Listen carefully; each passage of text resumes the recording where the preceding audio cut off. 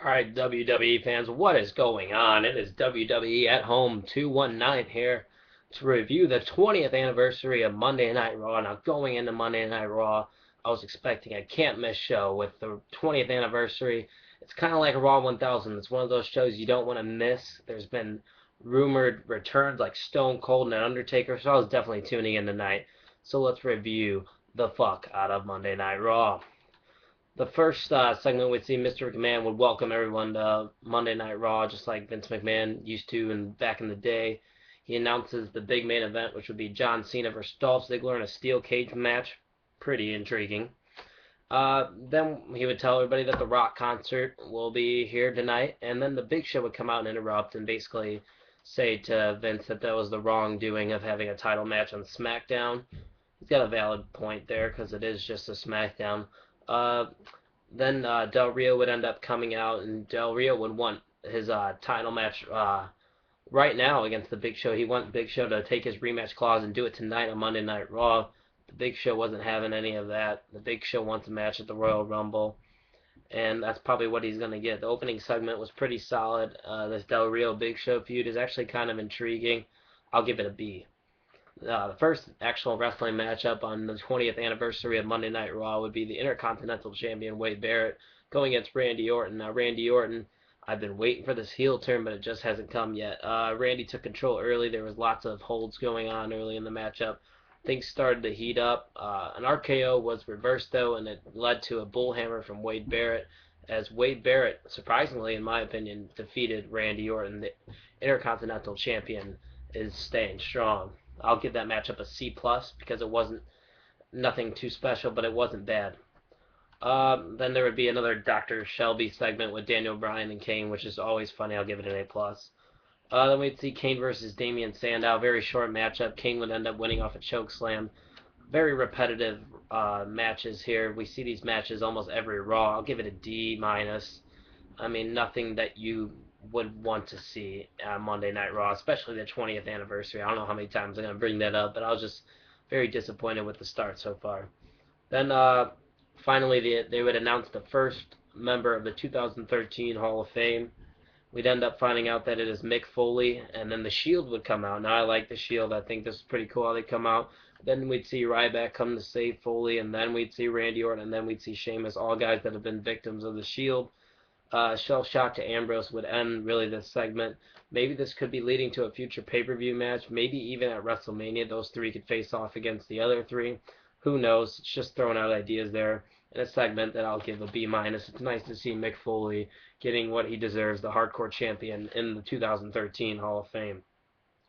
Then we'd see the Divas take place. Another Divas Championship match with Caitlyn and Eve. Seems like Caitlyn gets these repetitive title chances, and this time it actually would pay off for Caitlyn, as it was a pretty solid matchup for Divas, that is. A spear would end the matchup for Caitlyn as she picks up the victory as your new Divas champion. And going into this, I already knew that Eve was going to be quitting the WWE, so I was expecting Caitlyn to win. So Eve did end up quitting the WWE right after that matchup, so no more Eve. And the Divas division just keeps getting a little more thin as the Monday Night Raws and the pay-per-views roll on. Then next, which is pretty much of a joke match, Brodus Clay says he wants to take on CM Punk.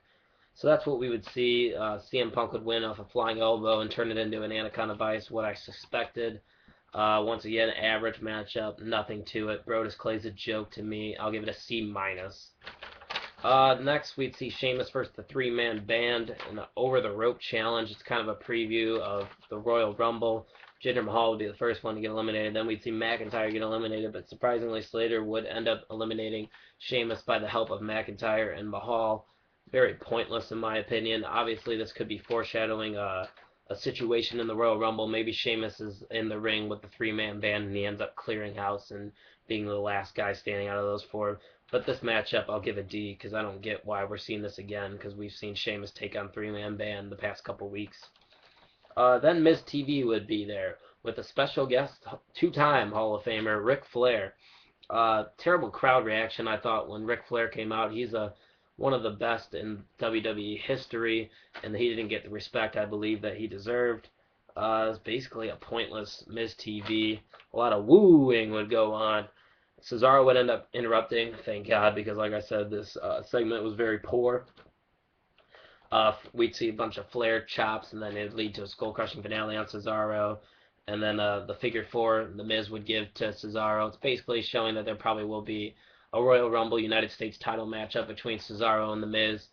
And this Miz TV segment, like I said, nothing was really relevant to it. I'll give it an F just because there was no point to it other than showing the great Ric Flair, which this segment gets no disrespect to him.